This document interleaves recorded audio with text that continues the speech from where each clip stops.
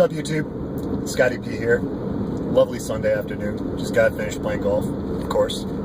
It's a championship Sunday and the last major PGA, the PGA Championship. And I'm going home to watch the rest of that right now and have some dinner. Family time, a little food, a little golf. I am smoking my Boot Show Kwan Bent Bulldog, which is a shiny pipe that I got for dirt cheap on eBay, and I'm really psyched about that. Nice pipe.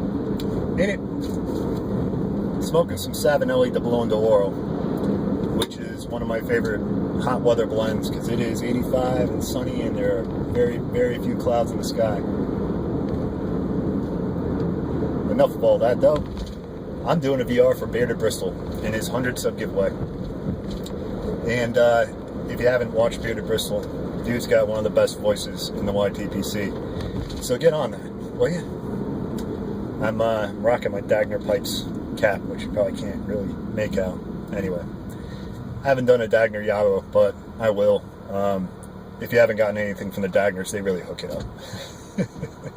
So, Bearded Bristol asked us about Americana and our vision of Americana.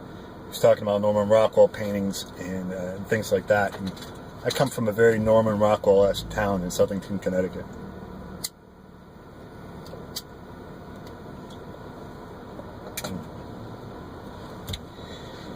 And growing up, it was a farm town and a lot of apple orchards. There's still apple orchards there, and Christmas tree farms, cows and stuff like that. Not so much anymore.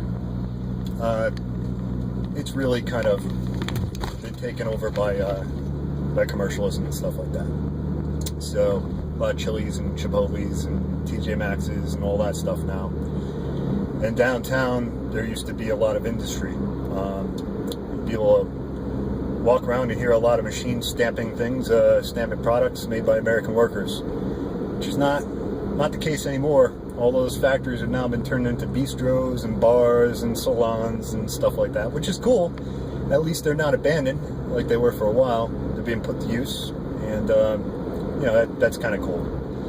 But when I was growing up as a little lad, you could ride your bike anywhere without worrying about anything. It was just that kind of sleepy town, and I'd ride my bike downtown, and right next door to each other there was a Western Auto where I could get my bike tires fixed, and Serafino's Pharmacy, and that's really what I'm here to talk about today. Serafino's was a family-owned joint. There weren't really any Walgreens or CVS's or Rite Aids or anything like that in the town, and they had a breakfast and a lunch counter, which was awesome. You don't see that a lot nowadays. So the story I'm going to tell you about is the first time that it's a short story, that I rode down there on my bike and bellied up to that breakfast counter and ordered myself a vanilla bean milkshake, which I'm prone to do, and with my paper money, and plunked down my little nickels and pennies and maybe $1. Probably not. Everything was dirt cheap back then. And I bought myself that vanilla milkshake and was sitting in between two old timers, smoking their cigarettes and having their coffees. And I enjoyed the heck out of that vanilla milkshake that I paid for with money that I worked for. So if that's not Americana, I don't have a better story for you, folks. That's really it. I'm doing this VR just in support. I've been very, very lucky and very appreciative of the giveaways that I've won recently. So I'm going to take a little time off and put my name in the cap and just doing some VRs in support for a little while. So if, I'd say don't even put my name in the drawing. But if you do pull my name, give it to somebody else. And I'm sure they will enjoy that painting or portrait of their YouTube image. Anyway, folks, I'm losing my words, so I'm going to cut this short here and pay attention to traffic and say, salute.